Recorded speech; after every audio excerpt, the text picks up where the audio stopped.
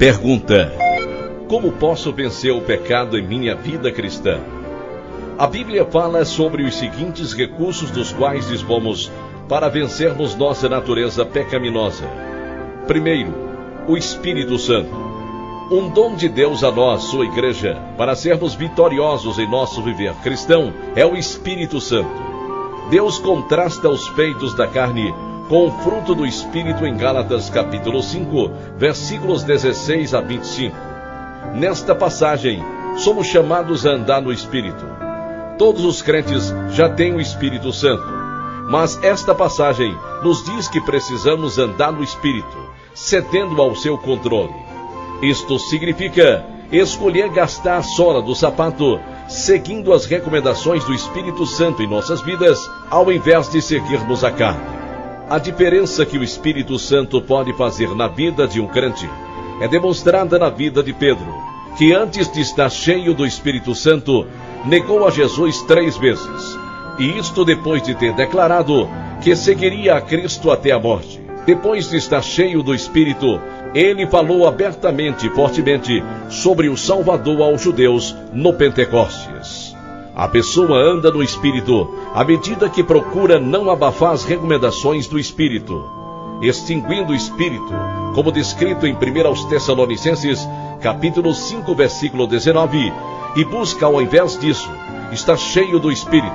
Efésios, capítulo 5, versículos 18 a 21. E como alguém fica cheio do Espírito Santo?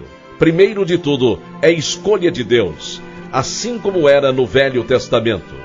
Ele escolhia pessoas e acontecimentos específicos do Velho Testamento para encher do Espírito indivíduos que ele elegeu para uma missão que ele queria cumprida.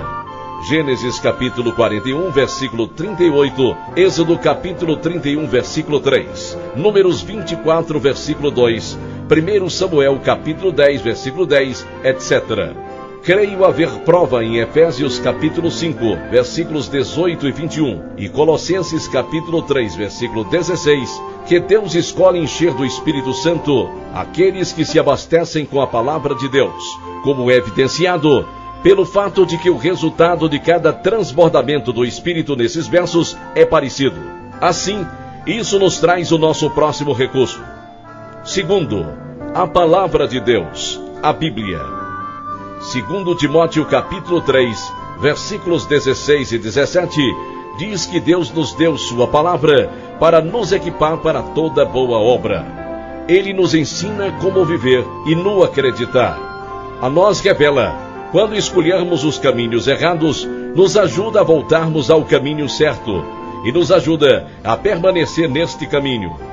Como compartilha Hebreus capítulo 4, versículo 12, é viva e poderosa e capaz de penetrar em nossos corações para arrancar pela raiz o mais difícil dos problemas, aquele que, humanamente falando, não poderíamos vencer. O salmista discorre a respeito do seu poder que transforma vidas em Salmo 119, versículos 9, 11, 105 e outros versos. A Josué foi dito que o segredo do seu sucesso para vencer seus inimigos, uma analogia à nossa batalha espiritual, era não esquecer desse recurso, mas ao invés, meditar nele de dia e de noite, para que ele pudesse obedecer. Isto ele fez, mesmo quando o que Deus ordenou não foi sentido em termos de estratégia militar. E isto foi o segredo de sua vida em sua batalha pela terra prometida. Este, comumente, é um recurso que tratamos de maneira trivial. Damos prova disso ao levarmos nossas Bíblias para a igreja, ou ao lermos um devocional diário ou um capítulo ao dia, mas falhamos em memorizá-la ou meditar nela, procurando aplicações em nossas vidas, confessando pecados que ela nos revela, louvando a Deus pelos dons que revela que Ele nos tem dado. Frequentemente, nos tornamos ou anoréxicos ou bulímicos quando se trata da Bíblia. Nos alimentamos com o suficiente para mantermos vivos espiritualmente ao comermos da palavra somente quando vamos à igreja, mas nunca ingerindo o suficiente para sermos cristãos saudáveis e prósperos, ou nos alimentamos frequentemente, mas nunca meditando nela tempo suficiente para conseguir dela nutrição espiritual. Se você não adquirir o hábito de estudar a palavra de Deus diariamente de uma forma significativa e de memorizá-la, ao encontrar passagens que o Espírito Santo marca em seu coração, é importante que você comece a habituar-se a fazê-lo. Também sugiro que você comece a escrever um diário. Pode ser no computador, se você digita mais rápido que escreve, ou um caderno espiral, etc. Crie o hábito de não parar de ler a palavra de Deus até que tenha escrito algo que o beneficiou. Eu também sempre registro orações a Deus, pedindo a Ele que me ajude a mudar nas áreas que Ele me revelou. A Bíblia é a ferramenta que o Espírito Santo usa em nossas vidas e na vida de outros. Efésios capítulo 6, versículo 17. Uma parte essencial e importante da armadura que Deus nos dá para lutarmos em nossas batalhas espirituais. Efésios capítulo 6, versículos 12 a 18. Terceiro, oração. Este é um outro recurso essencial que Deus nos deu. Temos encontros de oração, momentos de oração, etc. Mas a ela não damos o uso que a igreja primitiva exemplifica. Atos capítulo 3, versículo 1, Atos capítulo 4, versículo 31. Atos capítulo 6, versículo 4, Atos capítulo 13, versículos 1 a 3, etc. Paulo, repetidas vezes, menciona como ele orava por aqueles a quem ministrava. Quando estamos sós, nós também não usamos este grande recurso que a nós está disponível. Mas Deus nos deu promessas maravilhosas a respeito da oração. Mateus capítulo 7, versículos de 7 a 11. Lucas capítulo 18, de 1 a 8, João capítulo 6, versículos 23 a 27, 1 João capítulo 5, versículos 14 e 15, etc. E novamente, Paulo inclui aqui sua passagem a respeito da preparação para a batalha espiritual. Efésios capítulo 6, versículo 18. O quão é importante isso? Examinando novamente o caso de Pedro, vemos as palavras de Cristo a ele no jardim do Getsemane antes que o negasse. Ali, enquanto Jesus estava orando, Pedro está dormindo. Jesus o desperta e diz: vigiai e orai, para que não entreis em tentação. Na verdade, o espírito está pronto, mas a carne é fraca. Mateus capítulo 26, versículo 41. Assim como Pedro, você quer fazer o que é certo, mas não está encontrando forças.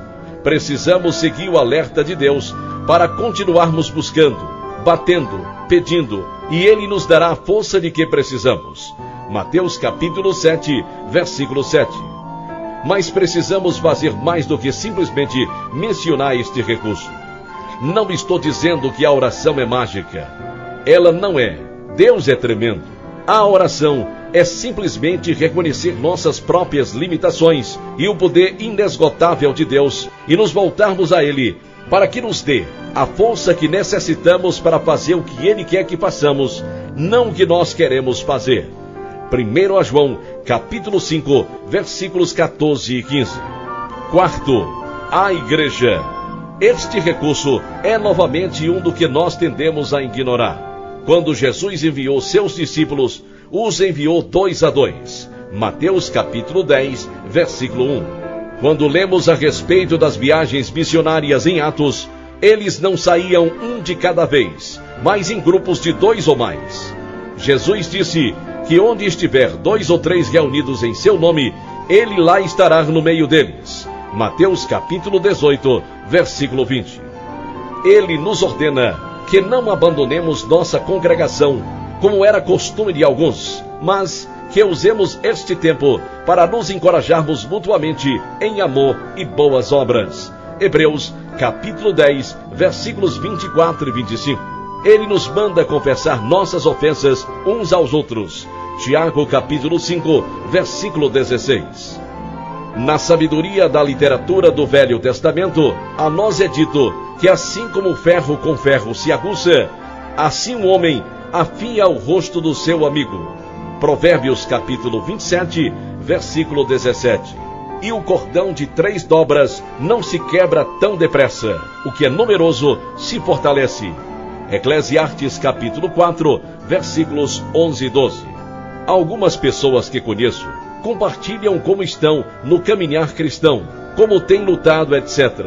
E se comprometem a orar um pelo outro e são responsáveis em se sustentarem mutuamente na aplicação da palavra de Deus em seus relacionamentos, etc. Às vezes as mudanças vêm rapidamente. Às vezes, em outras áreas, ela vem mais devagar. Mas Deus nos prometeu que conforme fizermos uso dos seus recursos, Ele trará mudança em nossa vida. Persevere no conhecimento de que Ele é fiel às suas promessas. Esta foi uma apresentação do Ministério Got Questions Português. O Ministério Got Questions busca glorificar o Senhor Jesus, fornecendo respostas bíblicas às perguntas de hoje através da internet. Visite-nos online www.gotquestions.org/português.